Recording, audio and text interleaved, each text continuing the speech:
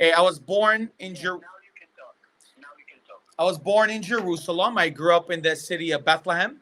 I thank God for Israel Limited, for Aviv, and for India for having me to be able to tell my story. I apologize for the technical difficulties. India and Aviv had some amazing questions prepared for me beforehand, and they sent them to me. So I'm gonna start off with my story, a testimony. And while I'm doing that, they're gonna be sending me some questions until we get everything resolved. So Steven, can you hear me? No. So they sent me some questions. So great questions you guys sent, India. Thank you so much, you and Aviv. And I'll have my phone and my team is with me, so they'll pass on any more questions. So I was born in Jerusalem, and I grew up in the city of Bethlehem, the birth city of Jesus Christ. I grew up seeing a lot of turmoils, a lot of wars, a lot of upsets throughout the Middle East and within the Holy Land. But there's something unique about this land is that there's always an overcoming spirit. There's always a brighter day around the corner. There's always a better opportunity around the corner. We're always seeing people. Their lives are changing, and we're always seeing people who are making a difference. So I grew up in a Christian home, and it's called an evangelical, born again Christian home, where my father started the Bethlehem church. It's called the Bethlehem Ministry. And he started it with the approach and the vision to share the message of Jesus to the Arab people, both Muslims and Christians, with the intention to bring them closer to a relationship with God, but also bring them into a better relationship understanding with human beings. And having a great relationship with the Creator allows us to have a great peaceful relationship with those around us.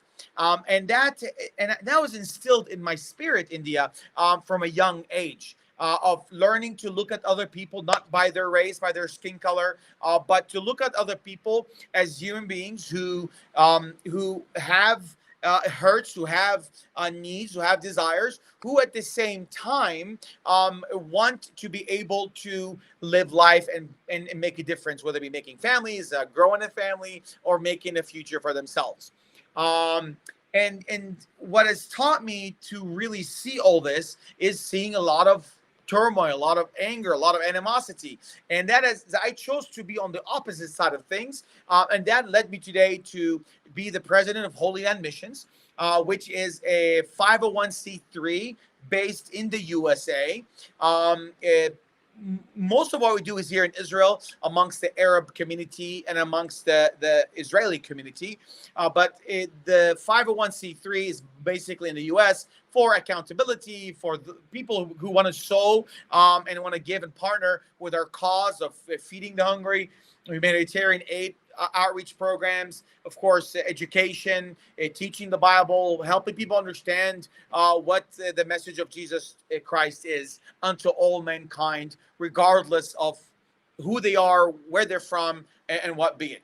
And that is the message of who we are and what is carried. So, India, you guys sent another great question to me as well. I'm glad you sent it to me.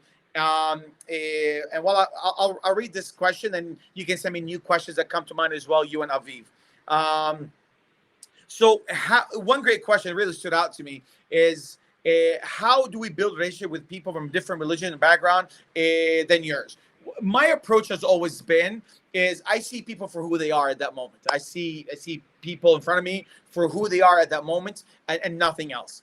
And knowing that they have needs, they have desires, they have hurts, they have ups and downs, they have good days, they have bad days, and helping them see beyond that and seeing the future, and having that overcoming heart, rather than having that approach of conversion or what be it. It's more of Jesus changed my heart.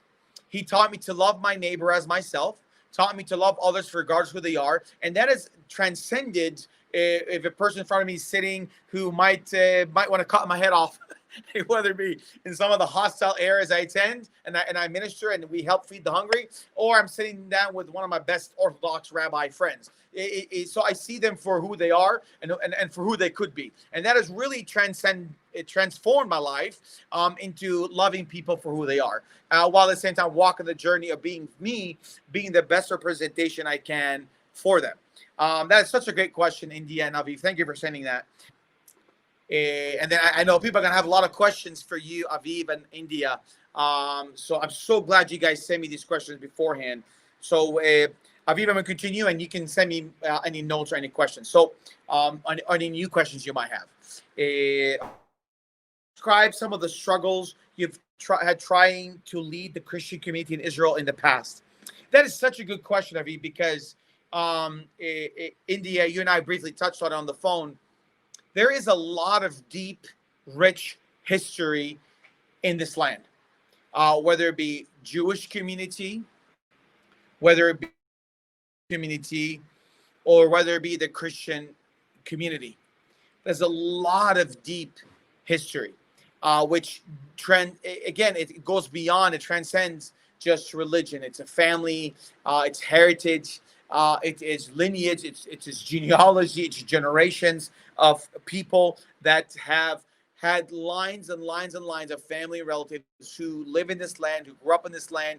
And that's one thing I love and I appreciate about Israel Unlimited, because what Aviv is spending time with you and talking, having lunch, you and Jessica and the team, you guys really give that experience to people. It's beyond than just come learn the history, bam, bam, bam, and you move on. It's you give people opportunity to not only walk the streets, but you meet people. I love it when you bring groups, Israel Unlimited, when you bring groups to my home, and we do like a VIP, just I get to spend time, spending time with people visiting, pilgrims, business people, company owners who come, and with their families. We get to spend in our home, or in a nice 6-7 star restaurant, and we talk about the Bible history. We talk about what connects us to this land. We talked about the deep connection we have to this beloved country, and that's why I love to answer this question: is how do we deal with the struggles? It's both as Christian leaders here, or Arab Christians, Jewish people, Israelis, Arab Muslim, or religious Muslims. We have a deep connection to this land, and it is more than just a religious journey. We have ties to this land. Many have an identity, a connection to this land through heritage, through family, and through life. And that's why every time I speak in conferences or in churches or to groups in Israel or around the world, I believe every human being, whether they're Christian, Muslim, or Jew, they need to come to visit this land, to see where Jesus walked, to see where the prophets walked, where the prophets of the old walked, to see where creation really took place from day one, from the beginning, from Genesis 1:1. Not only that, but also to see the rich history of people, to learn how the Jewish people have fought through struggles and stood to survive history till today. You meet with Arab families who go through suffering, trials, tribulations, and persecution, but yet still stand strong, and at times having nothing to themselves other than just their connection to this land. And so I encourage every human being to come to walk where the prophets walked. It's a spiritual journey. I tell people it's 3 birds with 1 stone. It's a vacation because you have the beautiful desert, you have the beautiful ocean, you have the beach, you have the Dead Sea, you have the relaxation out there, the aroma relaxation. Then you have the mountains, and you have the busy, bustling city. Then you have Tel Aviv, which is it's a city that's almost never sleeps. It and those surrounding areas, and of course you have the rich a biblical history in it. So these are such great questions. Israel Unlimited, you guys did a great job of sending me these questions. So can you share with us what drives you and what inspires you to do the work you do despite all the obstacles and difficulties you face? I always love to speak about hope.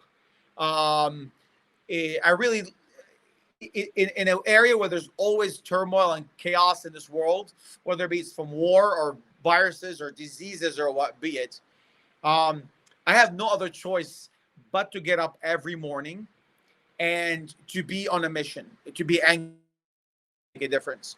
And that forces me to put on the mentality of I was given another day to live. I was given another opportunity to make a difference. I was given another opportunity to walk out the calling, the journey that God has given me as a human being. And I take that and I'm grateful for it. And those are watching today, regardless what religion you're from, or you might have no religion, you're alive for a reason. That's why there's no room for hopelessness. There's always room for hope. For me, it comes through the teachings of Jesus, where he says, "Blessed are the peacemakers, for they shall be called the sons of God." And that message of being a peacemaker means getting up in the morning and thinking of helping others and loving others, taking care of others. At least trying.